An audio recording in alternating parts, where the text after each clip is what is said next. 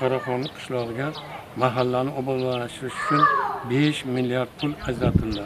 Shundan 2 milliardi ichki va tashqi yo'llarni asfaltlashtirish.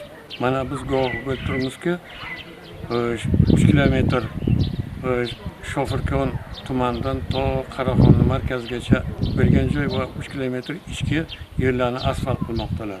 Qarasangiz qishloqmi, shaharmi, qayer bo'lishda qat'iy nazar prezidentimizning nazaridan ketgan emas. Obod bo'libdi.